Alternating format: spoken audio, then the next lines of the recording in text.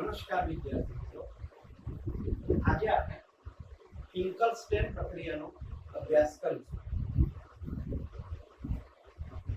ફિંકલસ્ટેન પ્રક્રિયા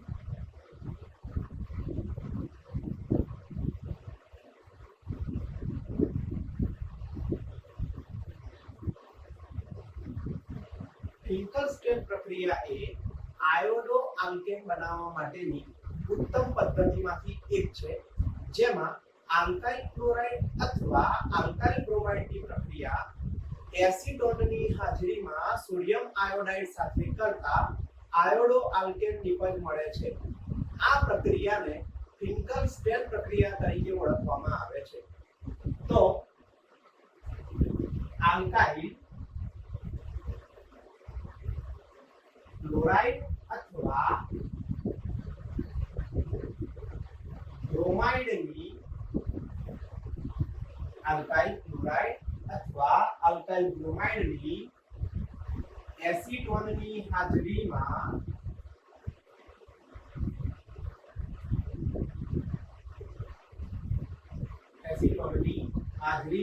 sodium iodide સાથે પ્રક્રિયા થતા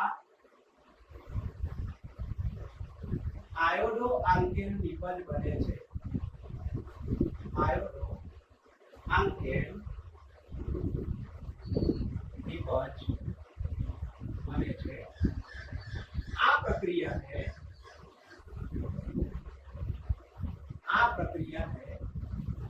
ફિંકલસ્ટેન પ્રક્રિયા કહે છે. આ પ્રક્રિયાને ફિંકલસ્ટેન પ્રક્રિયા કહે.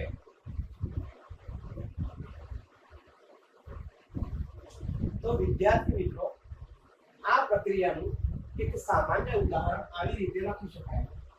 માની લઈએ કે કોઈક આલ્કાઇલ હેલાઇડ RX છે, એની પ્રક્રિયા સોડિયમ આયોડાઇડ સાથે કરવાની છે. એટલે આ થયો આપણો આલ્કાઇલ ક્લોરાઇડ અથવા તો આલ્કાઇલ બ્રોમાઇડ. એની પ્રક્રિયા સોડિયમ આયોડાઇડ સાથે કરવાની છે. એસિટોનની હાજરીમાં આ કન્ડિશનમાં આ જે આયોડિન છે એ R સાથે જોડાઈ જશે અને આ Na છે એ X સાથે જોડાશે. તો R સાથે અહીંયા I જોડાઈ જશે, સાથે સાથે Na સાથે X જોડાશે. એટલે શું બનશે? NaX. અહીંયા X બરાબર Cl અથવા તો Br હોઈ શકે છે. આ બન્યો આપણો આયોડો આલ્કેન. સાથે સાથે સોડિયમ ક્ષાર છૂટો પડે છે. બીજું એક્ઝામ્પલ લઈએ, જે એક્ઝામ્પલમાં આયોડો આલ્કેન બનતો હોય. CH3Cl ની પ્રક્રિયા સોડિયમ આયોડાઇડ સાથે કરવું. એસિટોનની હાજરીમાં. તો અહીં I જે છે એ Cl નું સ્થાન લઈ લેશે અને NaCl સાથે જોડાશે. એટલે વિદ્યાર્થી મિત્રો, CH3I બનશે. આ I છે CH3 સાથે જોડાઈ ગયો અને NaCl સાથે જોડાય છે. આ પ્રક્રિયામાં નામકરણ કરીએ તો CH3Cl નું નામ સામાન્ય નામ થાય મિથાઇલ ક્લોરાઇડ. મિથાઇલ ક્લોરાઇડ નામ ના આપવું હોય તો IUPAC પ્રમાણે ક્લોરોમિથેન. IUPAC પ્રમાણે ક્લોરોમિથેન. NaI નું નામ થાય સોડિયમ આયોડાઇડ. જે આપણે વાક્યોમાં લખેલું છે સોડિયમ આયોડાઇડ. આનું નામ થશે મિથાઇલ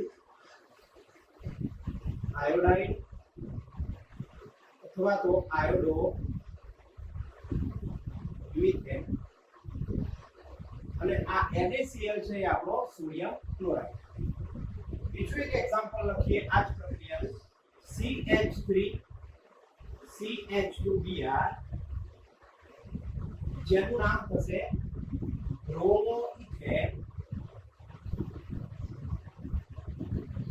બ્રોમોઇથેનની પ્રક્રિયા સોડિયમ આયોડાઇડ સાથે જ્યારે એસિટોન સાથે કરવામાં આવે ત્યારે આયોડિન છે એ બ્રોમિન ની જગ્યા લઈ લેશે એટલે કે CH3CH2 I પ્લસ Na છે એ Br સાથે જોડાશે એટલે NaBr. આ પ્રક્રિયામાં જે નિપજ બને છે એ આયોડો ઇથેન નિપજ તરીકે મળે. એટલે ઇન્કન્સ્ટેન્ટ પ્રક્રિયાની અંદર તમે જોઈ શકો છો મિત્રો કે આલ્કાઇલ ક્લોરાઇડ અથવા બ્રોમાઇડની એસિટોનની હાજરીમાં સોડિયમ આયોડાઇડ સાથે પ્રક્રિયા થતા આયોડો આલ્કેન નિપજ બને છે. આ પ્રક્રિયાને આપણે ઇન્કન્સ્ટેન્ટ પ્રક્રિયા તરીકે ઓળખીએ છીએ. એનું સામાન્ય ઉદાહરણ આપવું હોય તો RX ની પ્રક્રિયા જ્યારે સોડિયમ આયોડાઇડ સાથે થાય એસિટોનની હાજરીમાં ત્યારે આપણને આયોડો આલ્કેન મળે છે. એવી જ રીતે મિથાઇલ ક્લોરાઇડની પ્રક્રિયા સોડિયમ આયોડાઇડ સાથે થાય એસિટોનની હાજરીમાં ત્યારે આપણને મિથાઇલ આયોડાઇડ મળે છે. તેવી જ રીતે બ્રોમોઇથેનની પ્રક્રિયા જ્યારે સોડિયમ આયોડાઇડ સાથે થાય છે એસિટોનની હાજરીમાં ત્યારે આપણને આયોડો ઇથેન નિપજ મળે છે. હવે આપણને વિદ્યાર્થી મિત્રો અહીંયા એક પ્રશ્ન થાય કે શરૂઆતમાં કાર્બન Cl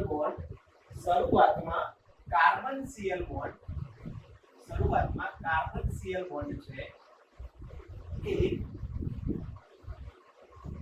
CH3I માં Ci બંધ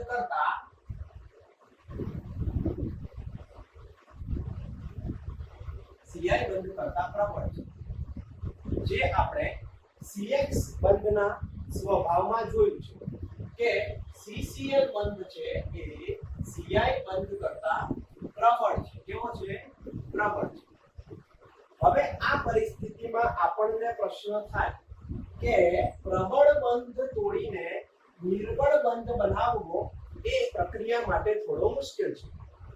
ફરી રિપીટ કરું છું કે જે પ્રબળ બંધ છે એને તોડીને નિર્બળ બંધ બનાવવો એ થોડો આપણા માટે મુશ્કેલ બને છે. તો એ મુશ્કેલીને દૂર કરવા માટે આપણે શું કરવું? તો એ મુશ્કેલીને દૂર કરવા માટે જ અહીંયા આપણને એસિટોન આપેલો છે. આ પ્રક્રિયા દરમિયાન એસિટોનનું કામ એ ખૂબ જ અગત્યનું બને છે. કેવી રીતે એ સમજીએ. શરૂઆતની અંદર CH3Cl બંધ એ પ્રબળ બંધ છે જ્યારે CH3I એ નિર્બળ બંધ છે. હવે આપણે જાણીએ છીએ કે ધોરણ 11 ની અંદર ચેપ્ટર નંબર 6 પ્રમાણે જ્યારે પ્રક્રિયાની અંદર એક પ્રબળ પ્રક્રિયક હોય અને બીજો નિર્બળ પ્રક્રિયક હોય ત્યારે પ્રક્રિયા સંતુલન અવસ્થામાં જોવા મળે છે. જ્યારે પ્રક્રિયકો પ્રબળ અને નિર્બળ અવસ્થામાં એક જ પ્રક્રિયામાં રહેલા હોય ત્યારે પ્રક્રિયા સંતુલન અવસ્થામાં જોવા મળે છે. જે આપણે ધોરણ 11 માં અભ્યાસ કરેલો છે. આ પ્રક્રિયા પ્રમાણે જો પ્રક્રિયા સંતુલનમાં હોય તો લો-સટેલિયરનું પાલન થતું હોય.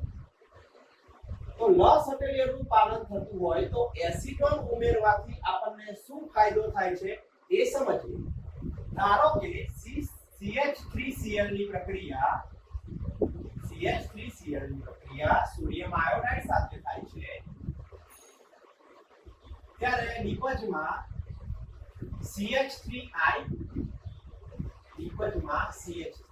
plus NaCl બને છે. તો વિદ્યાર્થી મિત્રો જો આ પ્રક્રિયા સંતુલનમાં હોય તો પ્રક્રિયા પુરોગામી દિશામાં પણ હોય અને પ્રતિગામી દિશામાં પણ હોય.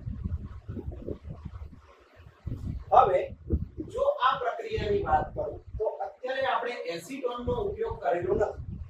તો આ પ્રક્રિયા સંતુલન અવસ્થામાં છે.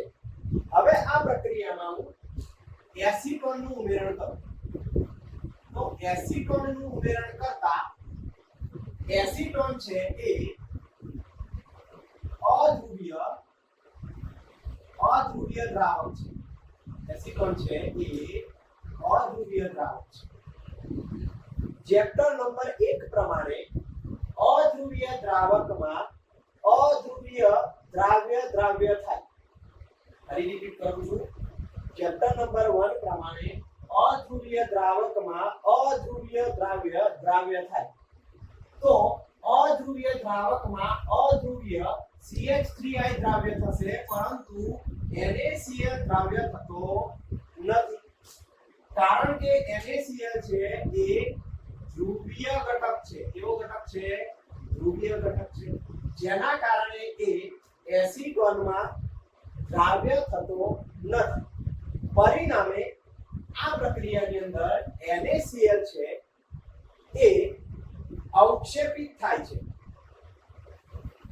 ફરી એકવાર, આ પ્રક્રિયામાં જ્યારે એસિટોનનો ઉમેરો કરવામાં આવે ત્યારે એસિટોનમાં CH3I દ્રાવ્ય થાય છે, પરંતુ NaCl દ્રાવ્ય થતો નથી, કારણ કે NaCl ધ્રુવીય છે જ્યારે એસિટોન અધ્રુવીય દ્રાવક છે, જેના કારણે NaCl દ્રાવ્ય થતો નથી.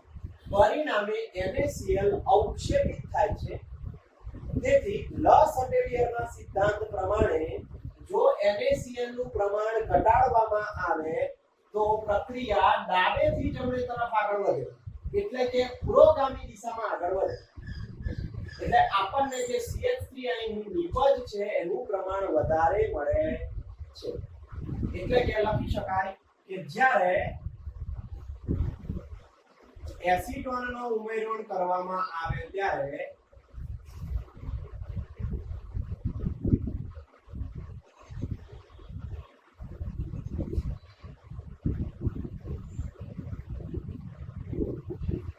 એસિટોનમાં NaCl અવક્ષેપિત થાય છે.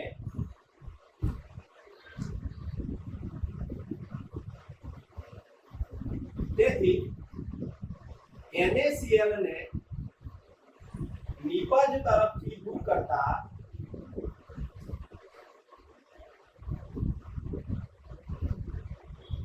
લસટેલિયરના સિદ્ધાંત પ્રમાણે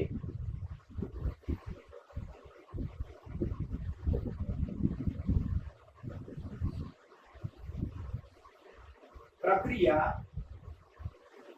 પુરોગામી દિશામાં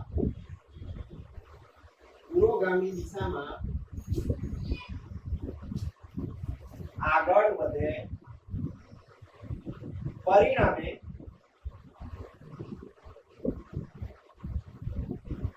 CH3I ની વધુ મળે.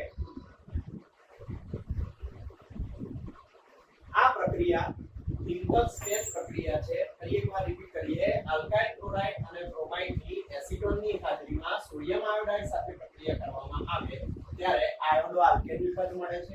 આ પ્રક્રિયાને હિન્કલ-સ્ટેન પ્રક્રિયા કહેવાય. હિન્કલ-સ્ટેન પ્રક્રિયાનું જે સામાન્ય ઉદાહરણ છે મિત્રો, એ RX ની પ્રક્રિયા જ્યારે સોડિયમ આયોડાઇડ સાથે કરવામાં આવે એસિટોનની હાજરીમાં ત્યારે IRI અને NaX મળે છે, જ્યાં X બરાબર Cl અથવા તો Br હોઈ શકે. શરૂઆતમાં એક એક્ઝામ્પલ વડે સમજીએ કે CH3Cl ની પ્રક્રિયા જ્યારે NaI સાથે થાય, સોડિયમ આયોડાઇડ સાથે થાય એસિટોનની હાજરીમાં, ત્યારે CH3I અને NaCl નિપજ બને છે. આ પ્રક્રિયાનું ઉદાહરણ લઈને આપણે લસટેલિયરના સિદ્ધાંત મુજબ તમે જ્યારે CH3Cl ની પ્રક્રિયા સોડિયમ આયોડાઇડ સાથે કરો છો ત્યારે પ્રક્રિયા સંતુલન અવસ્થામાં હોય છે.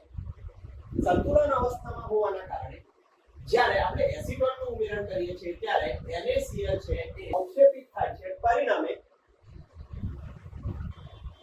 NaCl ને પ્રક્રિયામાંથી દૂર કરતા લસટેલિયરના સિદ્ધાંત મુજબ પ્રક્રિયા પુરોગામી દિશામાં આગળ વધે છે. પરિણામે CH3I ની નિપજ વધુ મળે છે. આ પ્રક્રિયાને આપણે હિન્કલ-સ્ટેન પ્રક્રિયા તરીકે ઓળખીએ